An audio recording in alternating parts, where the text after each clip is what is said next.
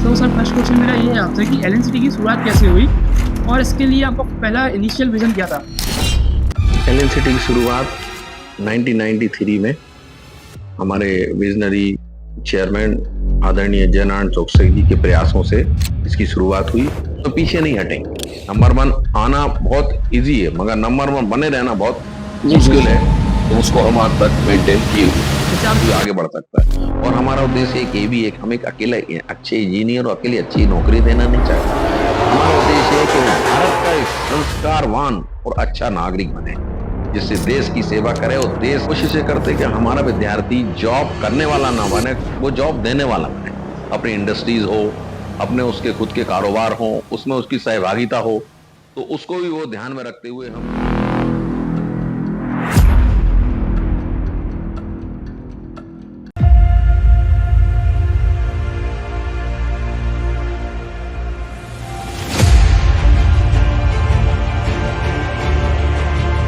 Hello and welcome back to our eCell podcast series, Cell Decores, where we will bring us you business ideas and inspiring journey and college stories that matter. Today I am your host साहिल कौरव। आज हमारा episode बहुत खास होने वाला है क्योंकि आज हमारे साथ एक ऐसे लीडर ज्वाइन हो रहे हैं जिनका एलएनसीटी की सक्सेस जर्नी में बहुत बड़ा रोल है। यस, टुडे हमारे साथ एलएनसीटी ग्रुप ऑफ कॉलेज के director administration doctor Ashok Kumar Rai sir है। आज हमारा सेल डिकोर्स का 3rd एपिसोड है, past present and future of LNCT, जो कि सभी स्टूडेंट को सुनना चाहिए क्योंकि सभी के लिए बहुत इंपॉर्टेंट है। First of all thank you so much sir for giving your valuable time for us and warm welcome. सबसे पहले हम स्टार्ट करते हैं एलएनसीटी की पास्ट स्टोरीज है। तो सर फर्स्ट क्वेश्चन मेरा ये है आपसे कि एलएनसीटी की शुरुआत कैसे हुई और इसके लिए आपका पहला इनिशियल विजन क्या था? एलएनसीटी की शुरुआत 1993 में हमारे विजनरी चेयरमैन आदरणीय जयनारायण चौकसी जी के प्रयासों से इसकी शुरुआत हुई। सेंट्रल इंडिया का पहला प्राइवेट इंजीनियरिंग कॉलेज था ये। इसमें बहुत सारी बाधाएं आई, बहुत सारी चीज़ों में स्ट्रगल करना पड़ा, मगर चेयरमैन साहब के दृढ़ निश्चय और बहुत अच्छी सोच के कारण हम इसमें आगे बढ़े और हमारे को इस लक्ष्मीनारायण कॉलेज ऑफ टेक्नोलॉजी को प्रारंभ करने में, शुरुआत करने में जो होना चाहिए था सारी चीज़ों का ध्यान रखते हुए इसकी शुरुआत की। और इसकी शुरुआत मात्र 3 ब्रांचों से, computer science engineering, electronics and communication और इलेक्ट्रिकल इंजीनियरिंग के 180 स्टूडेंट से इसकी शुरुआत 1993 में हुई थी, जबकि इस कॉलेज का संचालन 1994 से किया गया। ओके सर, इससे सर स्टार्टिंग की बात करते हैं। स्टार्टिंग में के टाइम पे बहुत चैलेंजेस आए क्योंकि स्मॉल इंस्टीट्यूट है। आज की बात करें तो इंडिया का, सेंट्रल इंडिया का one of the top best institute बन चुका है एलएनसीटी ग्रुप। तो इसमें आप बता सकते हैं कि क्या क्या चैलेंजेस एलएनसीटी ने फेस किए? जी हाँ, आपने सही प्रश्न किया। जब इस कॉलेज की शुरुआत हुई थी तो पूरे मध्य प्रदेश में, साथ ही साथ छत्तीसगढ़ में, सेंट्रल इंडिया में पहला प्राइवेट इंजीनियरिंग कॉलेज की शुरुआत हुई थी। उस समय गवर्नमेंट के इंजीनियरिंग कॉलेजों का बहुत क्रेज था, प्राइवेट इंजीनियरिंग कॉलेज इस प्रदेश में थे नहीं। शुरुआत में बहुत सारी बाधाएं आई, बहुत सारी कठिनाइयों का सामना किया, मगर दृढ़ निश्चय और संकल्प के कारण हमारे चेयरमैन साहब की दृढ़ता को देखते हुए उन्होंने अपने प्रयास जारी रखे और विद्यार्थियों को एक अच्छा अवसर देने और इस प्रदेश में एक अडिग और अच्छा इंजीनियरिंग कॉलेज के लिए प्रयास किए गए। साथ ही साथ इस चीज का भी ध्यान रखा गया कि इंजीनियरिंग कॉलेज में अध्ययन के साथ विद्यार्थियों को आने वाले समय के लिए क्या नई चीज कर सकते हैं, कैसे आगे बढ़ सकते हैं, इन सबको देखते हुए इस इंजीनियरिंग कॉलेज की एलएनसीटी की शुरुआत की गई। ये बहुत ट्रूली इंस्पिरेशन है सबके लिए। सर मेरा अगला प्रश्न आपसे ये है कि आज एलएनसीटी एक बहुत बड़ा ब्रांड बन चुका है इंस्टीट्यूट के नाम से, एजुकेशन के नाम पे। आप देख सकते हैं एकेडमिक्स की बात करें, प्लेसमेंट की बात करें, इनोवेशन की बात करें, सब में एलएनसीटी का एक अलग ही नाम है। तो मैं सर आपसे ये पूछना चाहता हूँ कि आज की डेट में आप एलएनसीटी को कहाँ देखते हैं? मैं आपको बताना चाहूँ कि एलएनसीटी जब से प्रारंभ हुआ उसमें हम लोगों के कुछ चीजों में बहुत ही अच्छाई के साथ साथ बहुत ही कठोरता भी कह लें उसे, नियमों का पालन, एकेडमिक्स में कोई कमी नहीं। सबसे पहले हमने एकेडमिक्स पे ध्यान दिया, एडमिशन पे, और साथ ही साथ वो काम किए जो कि इस प्रदेश में किसी भी इंजीनियरिंग कॉलेज में नहीं किए जाते। जब इस कॉलेज की शुरुआत हुई तो जब यूनिफॉर्म को कंपलसरी किया गया, बसेस को कंपलसरी किया गया, क्योंकि बहुत दूर से विद्यार्थी आते थे तो लोगों को बहुत वो हुआ कि भाई ये तो एक स्कूल की भांति चला रहा है इंजीनियरिंग कॉलेज को, मगर उसका आगे चल के विद्यार्थियों को बहुत अच्छे परिणाम मिले, क्योंकि उसके साथ साथ विद्यार्थी अनुशासन में रहता है। और हमारा मेन फोकस एकेडमिक और एडमिनिस्ट्रेशन पर रहा है, जिसके कारण हम आज मध्य प्रदेश में, सेंट्रल इंडिया में नंबर 1, और इंडिया में भी लोग हमें बहुत अच्छे तरह से हमारे इंजीनियरिंग एलएनसीटी को जानते हैं। इसमें सारे विद्यार्थियों के साथ साथ हमारे स्टाफ और कर्मचारियों का अथक प्रयास रहा, और हमारे मैनेजमेंट की बहुत अच्छी सोच रही कि किसी भी चीज में हम आगे बढ़ रहे हैं तो उसको हम उसमें पीछे नहीं हटेंगे। नंबर 1 आना बहुत इजी है, मगर नंबर 1 बने रहना बहुत जी, मुश्किल है, तो उसको हम आज तक मेंटेन किए हुए। जैसे आपने बोला कि आज सेंट्रल इंडिया में अपना कॉलेज नंबर 1 पे है, इसके लिए सबसे बड़ा फोकस अपने यहाँ का प्लेसमेंट पे भी जाता है, क्योंकि जिस लेवल पे अपना प्लेसमेंट रहता है बाकी कॉलेज से कंपैरिजन करें सेंट्रल इंडिया में, वन ऑफ द बेस्ट है। जी हाँ, आपका कहना सही है। प्लेसमेंट हमारा नंबर 1 है, मगर प्लेसमेंट का स्टार्टिंग एकेडमिक से ही होता है। हमारा एकेडमिक इतना स्ट्रॉन्ग है, स्टूडेंट 3 साल बहुत इतनी अच्छी मेहनत लगन, और हम सेकेंड ईयर से ही जो हमारे ट्रेनिंग प्लेसमेंट के ट्रेनर हैं और जो अदर कोर्सेज जो आरजीपीबी सेट के कोर्सेज हैं उनकी ट्रेनिंग कराते हैं, प्लेसमेंट पे पूरा फोकस करते हैं। और हम कोशिश ये करते हैं कि हमारा विद्यार्थी जॉब करने वाला ना बने, वो जॉब देने वाला बने। अपनी इंडस्ट्रीज हो, अपने उसके खुद के कारोबार हो, उसमें उसकी सहभागिता हो, तो उसको भी वो ध्यान में रखते हुए हम उद्यमता की ओर भी बहुत ध्यान देते हैं कि विद्यार्थी इस चीज को समझे कि हम किसी की नौकरी कर रहे हैं, करने जा रहे हैं, उससे भी अच्छा है कि हम अपना व्यवसाय करें, अपने इंडस्ट्रीज, अपने आईटी सेक्टर में जाके कंपनीज को खोलें, और दूसरों को भी हम नौकरी देने का प्रावधान। यस सर, जैसे आपने बोला सेल्फ डेवलपमेंट खुद करने के लिए, आत्मनिर्भर बनने के लिए, आज मोदी जी ने बहुत बड़ी पहल निकाली है इंडिया में कि खुद का बिजनेस खोलो, खुद का स्टार्टअप खोलो। उसी के लिए अपने यहाँ इंक्यूबेशन सेंटर है, ई सेल है। तो आप LNCT group of college E cell को, इंक्यूबेशन सेंटर को किस तरीके से उनके स्टूडेंट को कैसे मदद करता है? हाँ, हमारा इंक्यूबेशन सेंटर जो फर्स्ट ईयर से ही विद्यार्थी आते हैं, छात्र छात्राएं, उनके लिए एक रूटीन फिक्स किया हुआ है कि जो उनका इंटरेस्ट है जिस फील्ड में, स्टार्टअप आइडियाज इंक्यूबेशन सेंटर में जाकर वो वहां पर पूरी व्यवस्थित होकर उसमें सुचारू रूप से कार्य कर सकते हैं और अपने आइडियाज दे सकते हैं। साथ ही साथ आपको ये भी ज्ञात होगा कि मध्य प्रदेश में पहली आइडिया लैब भोपाल में एलएनसीटी को एआईसीटी से मिली थी।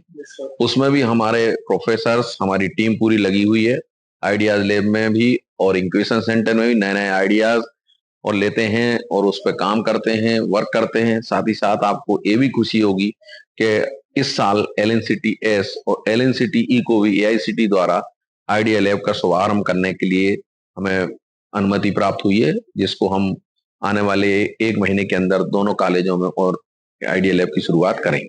जैसे आपने बोला आइडिया लैब के बारे में, तो आज आप देख सकते हैं कि इनोवेशन बहुत आगे बढ़ चुका है इंडिया में। चिप्स की बात करें, ड्रोन्स की बात करें, एआई की बात करें, तो आप भी देख सकते हैं आने वाली टेक्नोलॉजी एआई है, ड्रोन है, ब्लॉकचेन है, उस पर आपका क्या विचार है? इस चीज को हमारे संस्थान में हमारे मैनेजमेंट ने बहुत तत्परता से लिया है। आपने देखा होगा कि ड्रोन लैब, व्हीकल से रिलेटेड लैब, आइडियाज लैब, सारी लैबों का सुचारू रूप से संचालन किया जा रहा है। और भोपाल में पहला एक कॉलेज है मध्य प्रदेश में कि हमने ड्रोन लैब का स्थापित की, जिसमें हम जो स्टूडेंट इंटरेस्टेड हैं उनको बाकायदा ट्रेनिंग देते हैं। और साथ ही साथ व्हीकल का भी परमानेंट पूरे वर्ष व्हीकल का एक अलग सेक्शन बना हुआ है। जो विद्यार्थी मैकेनिकल से रिलेटेड अपना इंटरेस्ट रखते हैं, इलेक्ट्रिकल से रिलेटेड इंटरेस्ट रखते हैं, कोर ब्रांचेस में हैं, इस साइड में आने वाले समय में आपने सही कहा, मोदी जी ने इलेक्ट्रिक व्हीकल का बहुत बड़ा रिस्पॉन्स होने वाला है और हो रहा है। सीएनजी, इलेक्ट्रिक व्हीकल, सारी चीज, इलेक्ट्रॉनिक्स, एआई, उसको ध्यान में रखते हुए हमारी कोशिश ये है कि हमारा विद्यार्थी उसको सीखने के साथ साथ उसकी तत्परता ग्रहण कर उसका आगे उसका निर्वहन कर सके, उसको आगे बढ़ा सके, जिससे कि आने वाले जो और भी विद्यार्थी हैं उसको इसकी शिक्षा तो मिले ही मिले, मगर कारोबार और व्यवसाय में भी इसकी उन्नति वो कर सके, ऐसा हमारा सोच है। जैसे आपने बात की वेबसाइट की, इंक्यूबेशन की, आइडियल लैब की, ई सेल की, अब हम बात करते हैं स्पोर्ट्स के बारे में। तो एलएनसीटी का स्पोर्ट्स में भी बहुत नाम है कि आप देख सकते हैं एलएनसीटी कई प्लेयर जो आज नेशनल लेवल पे खेल रहे हैं, खेलो इंडिया गेम्स में खेल रहे हैं, उनके लिए आप क्या बोलना चाहते हैं? सही है, मध्य प्रदेश से लेके, स्टेट से लेके, नेशनल और इवन अंतर्राष्ट्रीय खेलों में भी हमारे विद्यार्थी अपने सहभागिता दे रहे हैं।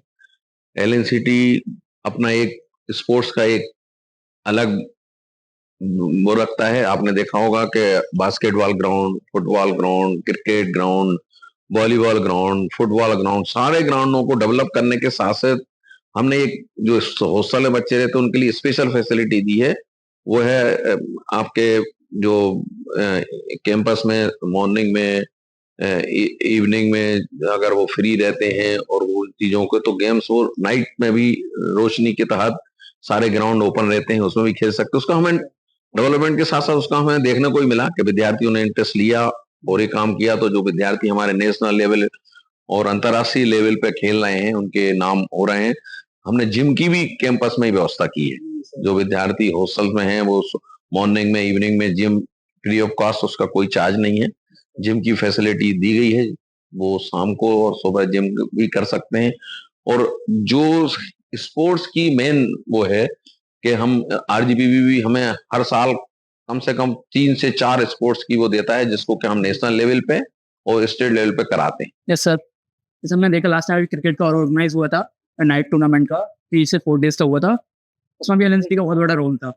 इसी के बाद से सर हम सोचते हैं कि आगे एलएनसीटी का इतना बड़ा नाम है, तो फ्यूचर में एलएनसीटी का क्या विजन है, कैसे बदलाव लाने वाले हैं एलएनसीटी आगे वाले आने वाले 5 से 10 सालों में?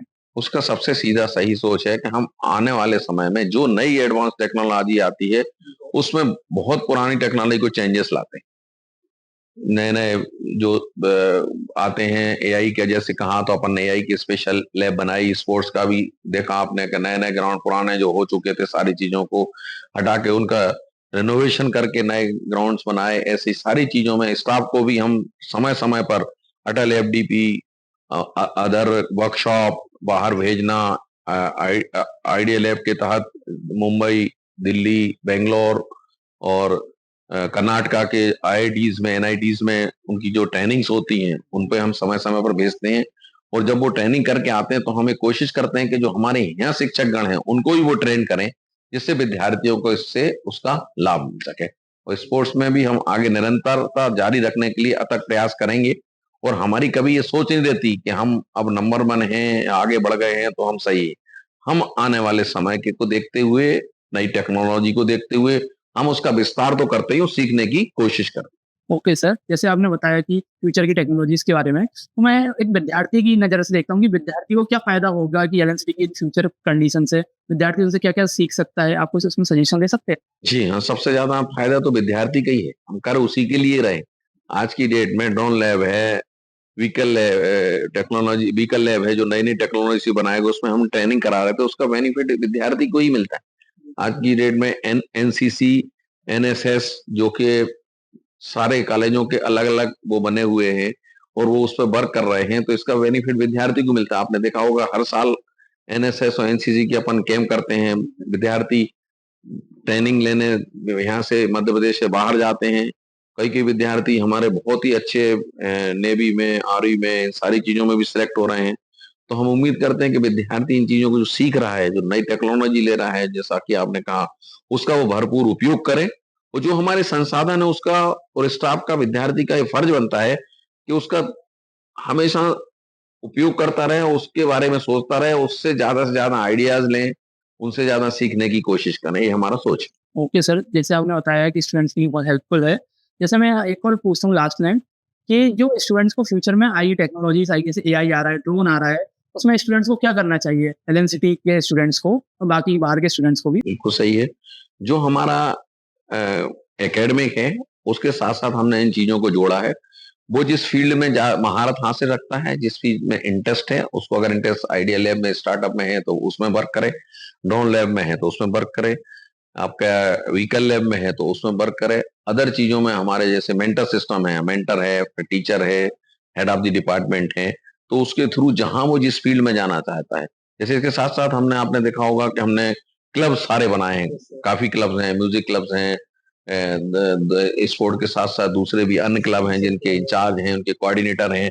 तो हमारा सोच रहता है कि विद्यार्थी यहाँ एकेडमिक के साथ साथ अपनी शारीरिक क्षमता के साथ साथ अन्य चीजों को भी डेवलप करे, जिससे कि उसको आने वाले समय में बहुत फायदा मिले। आज अगर 8 घंटे कॉलेज में बैठता है स्टूडेंट क्लास में, जब वो यहाँ से कंपनी सिलेक्ट करके लेके जाती है तो उसको एक एक्सपीरियंस होता है 8 आवर्स का, कि क्लास में बैठने का। उधर जब वो जॉब में बैठता है, सिटिंग करता है, तो उसको वो प्रॉब्लम नहीं होती। ऐसे ही सारी चीजों का ध्यान रखते हुए हम विद्यार्थी को निरंतर उसके आगे बढ़ने के लिए, उसको संसाधन देने के लिए प्रयास करते हैं। तो जैसे अपने एलएनसीटी में एक बहुत अच्छा रूल है 75 अटेंडेंस का, पर कुछ बच्चे रहते हैं जो उसका विरोध करते हैं, तो आप उन बच्चों को क्या बोलना चाहते हो?